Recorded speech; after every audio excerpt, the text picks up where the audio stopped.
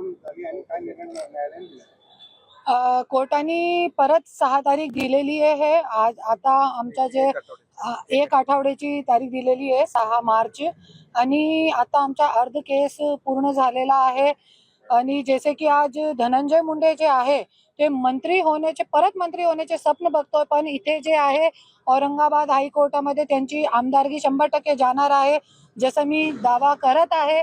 आणि आमचं जे पिटिशन आहे पुढचे जे येणारी तारीख आहे त्या तारीख पासून आमच्या जे आहे ते आमचे जे खरी सुनावणी सुरू होणार आहे आणि आमचे पुरावे सकट आम्हाला सादर करण्यासाठी जज साहेबांनी सांगितलेलं आहे. आम्ही याचिका टाकली होती, त्याच्यामध्ये जे मतलब रद्द झालेली आहे, तिथे निकाल आमचे अर्ज फेटाळण्यात आलेला आहे.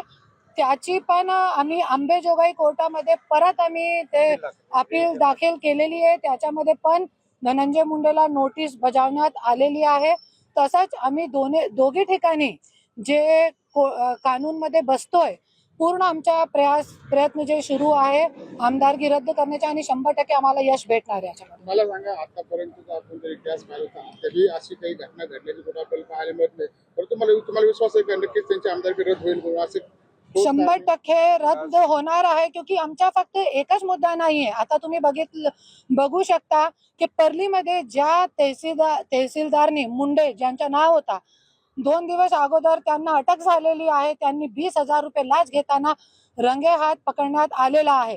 जरी एक 20,000 रुपये साठी जरी एक तहसीलदार जेलमध्ये जाऊ शकतो, तो ज्या वेळे माझा पर्चा अवैध करण्यात ज्या वेळे माझा पर्चा अवैध करण्यात आला होता त्यावेळे धनंजय मुंडेंनी त्यांना किती पैसे दिले होते हे पण कोर्टामध्ये लोकांच्या समोर येईल. क्योंकि ज्या वेळे छाननीच्या दिवशी मी निवेदन दिला होता, तहसीलदार जे मुंडे तहसीलदार आहे त्यांना मी निवेदन दिला होता की धनंजय मुंडेचा पर्चा अवैध आहे आणि जे कोर्टामध्ये आम्ही पिटिशन टाकलेला हे सगळी मागणी त्याच्यामध्ये आम्ही दिली होती. तरी पण त्यांनी कॅमेऱ्यावरती सांगितलेलं पण आहे त्यांनी की धनंजय मुंडेचा पर्चा अवैध करण्यात आलेला आहे. तरी पण मी जसंच बाहेर गेली तसंच वैध झाला पर्चा आणि जे माझा पर्चा आहे ते अवैध झाला. रिटर्निंग ऑफिसरला हे अधिकार नसते की ये साईन जे आहे ते सूचकची आहे की नाही आहे. तरी पण माझा पर्चा फक्त या गोष्टीवरती की सूचकची साईन नाही आहे, ते अधिकार जे आहे साईन आहे की नाही आहे, खोटी आहे खरी आहे हे तपासण्याचा अधिकार आणि हे खरी खोटी करण्याचा अधिकार जे आहे ते रिटर्निंग ऑफिसरचा नसते. हे गोष्टी आणि धनंजय मुंडेने जे गुंडागर्दी करून दमदाटी करून आणि तुम्हाला माहिती आहे एक ऍडव्होकेटला जाधव ऍडव्होकेट जे होते त्यांच्या सोबत पण जे मतदान केंद्राचे बाहेर मारहाण पण झाली होती. हे सगळे मुद्दे जे आहेत ते आम्ही कोर्टामध्ये दिलेले आहे आणि 100% मला खात्री आहे की मला न्याय भेटणार आणि भेटणार. आज 2:30 वाजता सुनावणी होती.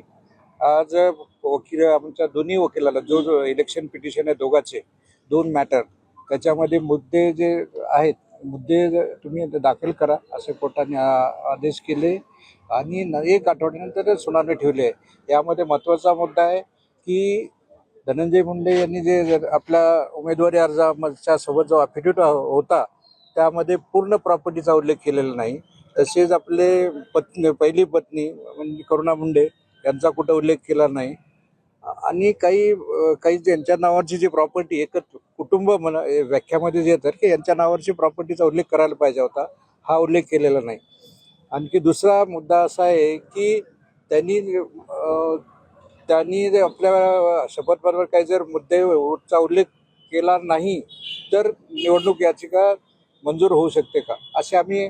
आणि मतदान केंद्रावर जे बूथ कॅप्चरिंग झाली आहे, काही वकील लोकांना मारहाण केली, मतदान केंद्रावर जाऊ दिले नाही आणि असे आणखी पुरावे दाखल केले की लोकांचे पण मतदान की काही रिटर्निंग ऑफ जे बूथवर जे एजंट होते आणि सरकारी अधिकारी होते तेच होते बटणं दाबत होते आणि बाहेर लोकांच्या रागा लागलेल्या होत्या. तिथे मारहाण इव्हन तो राजेश कराड म्हणून जे उमेदवार दुसरे राजेश देशमुख उमेदवार होते त्यांना मतदान केंद्रामध्ये जाऊ दिले नाही. त्यांनी हायकोर्टाचे डायरेक्शन होते की CCTV कॅमेरे लावा, तिथं सगळे फुटेज घ्या पण सीसीटीव्ही कॅमेरे लावले पण त्याचे बटणं काढलेले होते. म्हणजे एवढ्या गुंडगर्दी आणि दडपशाहीच्या स्वरूपात त्यांनी निवडणूक हे सगळे मुद्दे याचिकेत आज आज तर काय आता खरी सुनावणी आता पुढच्या आठवड्याला मुद्दे उपस्थित जे आम्ही केलेत त्या अनुषंगाने पुरावा सुरू होईल.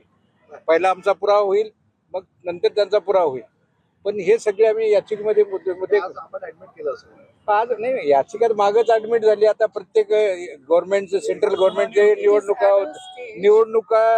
निवडणूक अधिकाऱ्याचा हे होतं. आणि यापूर्वी विशेष बाब म्हणजे सेंट्रल गव्हर्नमेंटचे जे निवडणूक आयोग आहेत त्या निवडणूक आयोगाचे वकील आहेत ना, त्यांनी अर्ज दिला होता की रिटर्निंग ऑफिसरला नाव डिलीट करा.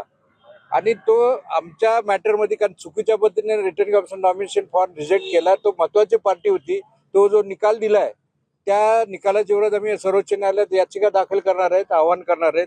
आणि आमच्या मॅटर मध्ये निवडणूक अधिकारी महत्वाचा प्रतिवादी आता 1 आठवड्याने ठेवली आहे. आज आता मी नियोजित जे मुद्दे आहेत ना ते उपस्थित कोर्टाला कॉपी देणार.